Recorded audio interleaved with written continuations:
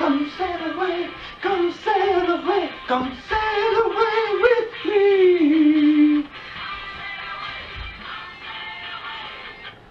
Yes, come sail away with me.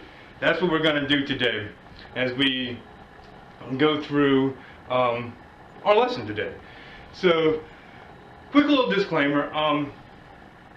I am a little outside of my comfort zone. I'm much more comfortable teaching a lesson, one, with and in front of actual people and students. I also feel more comfortable within my classroom and using a Promethean board and whatnot. But the school's all closed down for the summer. They're waxing the floors. There is no way I can get into any classrooms.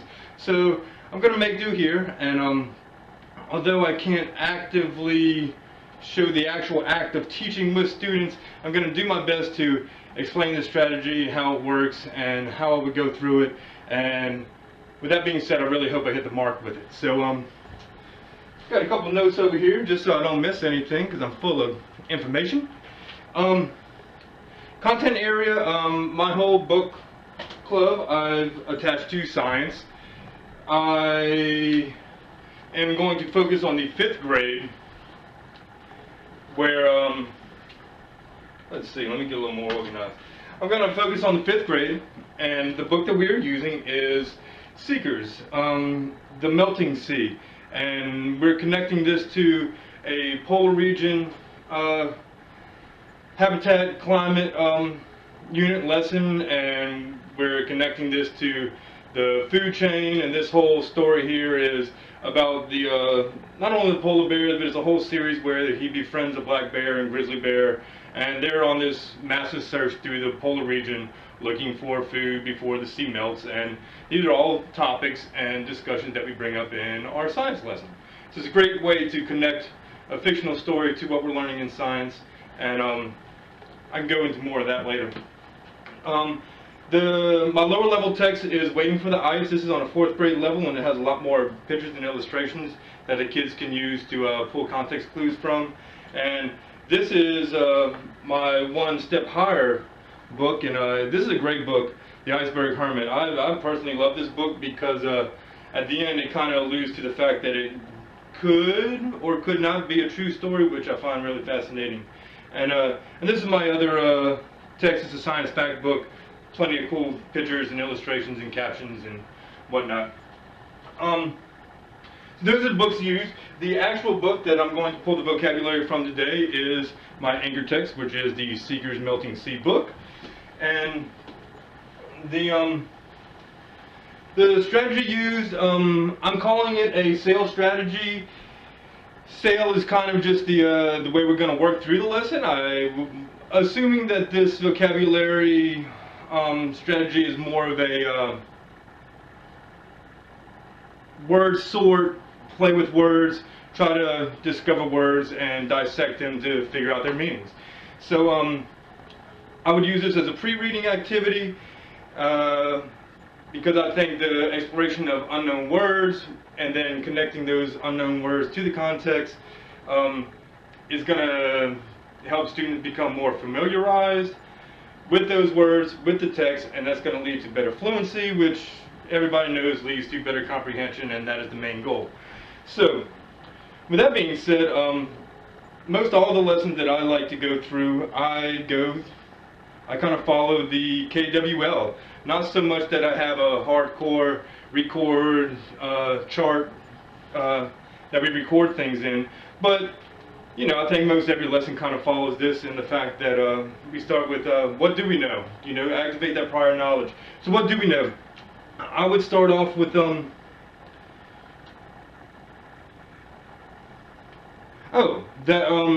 do we know? We would discuss the fact that we already know how to dissect words. We understand prefixes, suffixes, compound words, and then I would go into the fact that we know some of the meanings to different prefixes and suffixes. What does ed at the end of a word mean? It is the fact that it's a verb. It's past tense. We know there's going to be a verb. ing, we add that to a word. That's showing action. That is that verb actually in action. It is ing. So, and then what do we want to learn? That's my W. Well, we want to learn the story's vocabulary. And so this is where I'll get into, say, the heart of the lesson. We're going to review words from chapters 10 and 11. It's the first two chapters of my second text set, which be like a week two. I'm assuming I would go through, say, one text set per week. That way you can really spend the time to dissect words, understand vocabulary, discuss content, go through some, core reading and whatnot, and really delve into the text that you're reading. So, fail, S. S is our survey, and this is going to be a quick 5 minutes or so where I'm going to pass out a vocabulary list, which I do have. I don't know where I'll insert that into the video, but this is, students are going to sit individually in their desk. They're going to just simply look over the list. They're going to try to explore the words. They're going to try to read the words, and I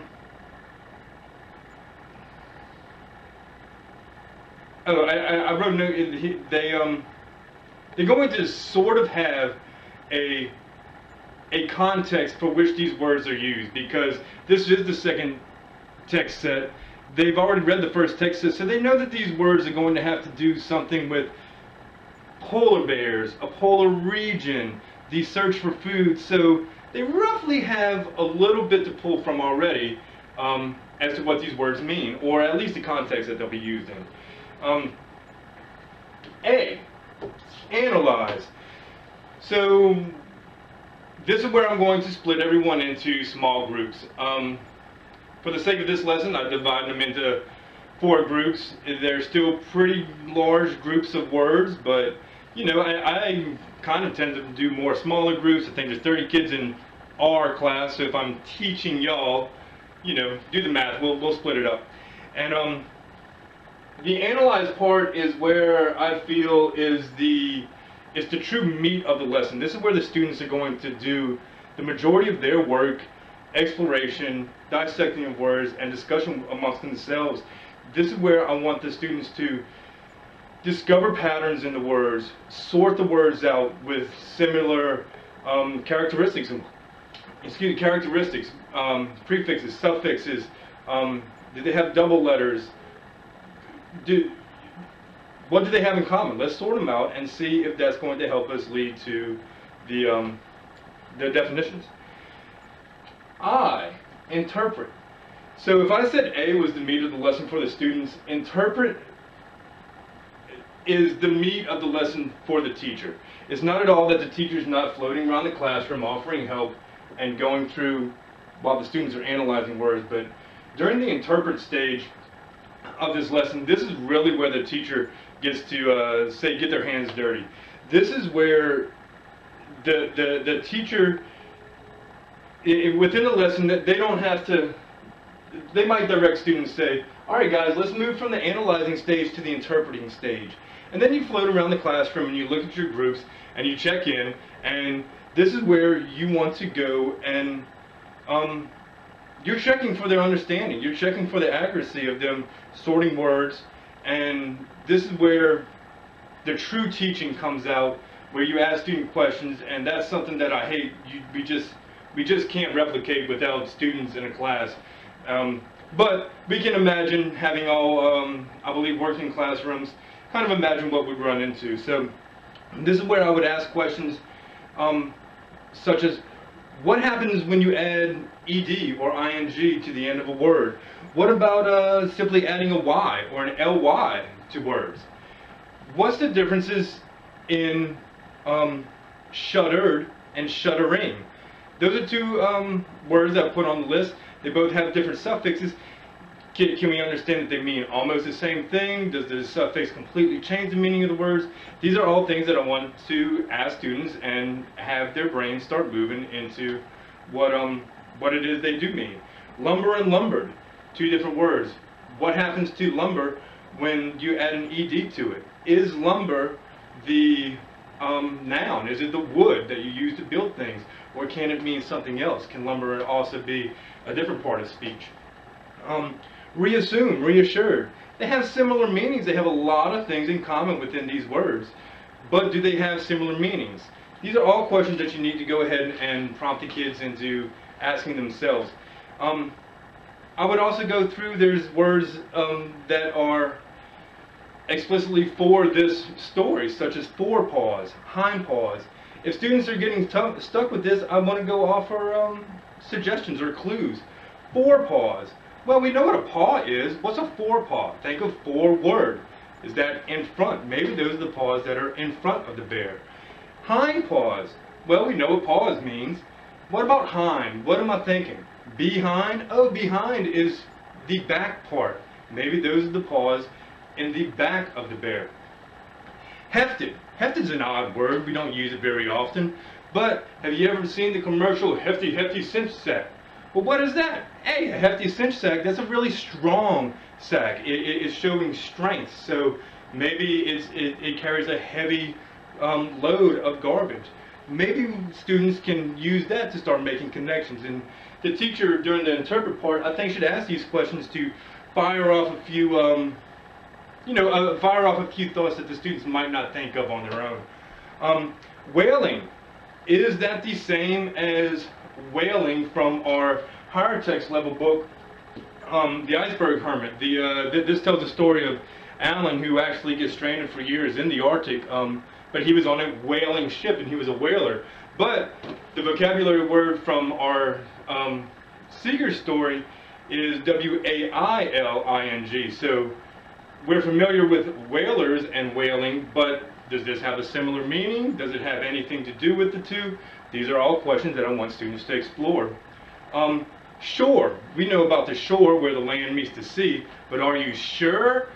These are also things that I want to ask. I want to make sure that they clear them up and there's no misconception between shore and sure. Makeshift is one of our words. Break it apart. Make shift. Well, we know what make means. We're building or making something shift. Are we making something that is strong or something that might move and shift around? Again, all questions that you need to ask the students in order to fire off thoughts that they may not be thinking on their own.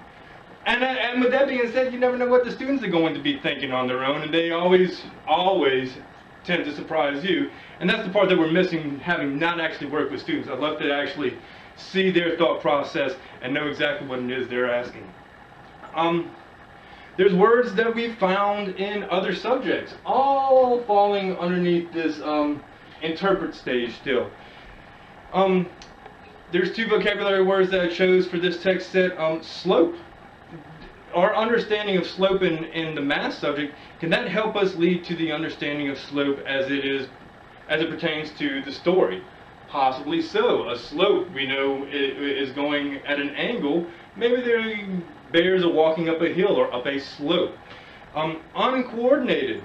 What we know about coordinate planes within math, can we explore that understanding of a coordinate plane in math and connect that to finding the definition of uncoordinated? Possibly so. I bet if we have enough, guided discussion. There's move on to L, link. So this is where I might be getting crazy because I want to use link in two different aspects. The most important aspect, I would say, is we need to now link these words to the context. One of the vocabulary words that I've given y'all is padding. Well, we know about padding. You know, you play football, you got pads. You play soccer, you got shin pads. Is that what we're talking about, though? Well, we understand from our science lesson different characteristics of polar bears that work in the that live in the polar region, and they have padding on their feet. Does the understanding from a nonfiction science textbook help us later on in a fictional story about polar bears in a polar region? I think so. They also mention in our story, and it's one of the vocabulary words, they mention a sidelong glance. Well, interesting, you know, sidelong glance is kind of odd. We don't use that in everyday speech. But I guarantee one of those students has either used the word or heard their grandma or grandpappy say, "Boy, don't give me the side eye." Well, can we use goofy regional dialect and sayings to then help us decipher the meaning of unknown words? So it's very important that we connect and link our vocabulary words then into the context. And again, you'll see in the photos that I have within this video, I've underlined and color-coded all the vocabulary words so the students can float through and find that particular word within a sentence or paragraph and try to use those as context clues. I do not want them reading through the whole chapter at this point. I want them to become familiar with these unfamiliar words. That way later on when we read through the chapters, we'll be more fluent and we'll gain a better understanding of what the story is telling us. So this is the crazy part of link. I'm a little technology dumb, for lack of a better term, but I want very badly to try to integrate technology into things, and I know that this is also an issue within different schools and school districts and their thoughts on things. I know for my school in particular, we had a problem with Class Dojo, so we had to shut down Class Dojo. So I don't know how open they would be to the fact of maybe having students email each other, or creating a GroupMe account for, say, Mr. Mike's class alone, where students can, every student has a phone much better than mine, and they could use it to actually GroupMe or text and, excuse me again, email each other information. And I think that's a great way to, one, incorporate technology into the classroom, and two, to then share their ideas, because I spread around vocabulary words between these two chapters, but they're all scattered about. So in order for every student to understand every word that will come across within the reading of the story, we have to then share our ideas and almost kind of self-check each other to make sure that the understanding or definition of the word that they found, let's see if that next group agrees with the way that it fits into the context, because remember, we're looking for the definition of the words within a certain context. And so that kind of wraps up my SAIL, S-A-I-L, because I want to link the words to the context, link the words between classmates and each other, and that also leads me to the L in my KWL guidance of a lesson. What do we learn? This is, I always love, even if I'm working one-on-one with a student, which is in the nature of my classroom, the majority of the work I do is one-on-one or in very small 3-person groups. You have to have a conclusion, a closure to a lesson, and this is where I think students, one, can share and discuss ideas, and even within group-to-group discussion, within one group, or a whole classroom discussion. But I think this is the most important part, maybe more so for a teacher than the students, because this is where I think the teacher actually gets to figure out, what did the students learn? Did they learn enough? Did they achieve the goals that you wanted them to achieve? If not, we have to make adjustments. Maybe it was too easy. Maybe we have to adjust in a more challenging lesson for the next unit or the next day even. So I always think that KWL, you always have to go through the L. You always need a conclusion, a closure, some type of class discussion to where students are sharing, discussing answers, ideas, methods, ways of finding different answers, because they'll always surprise you and finding some way that you never thought of in finding an answer. And like I said, it's also an invaluable tool for the teachers themselves to assess themselves, assess their lesson, and plan better for the next day. So with that being said, I think this is the lesson. I'm going to insert my my word list and the chapters all highlighted in color-coded vocabulary words. Somewhere within this video, I want you all to know that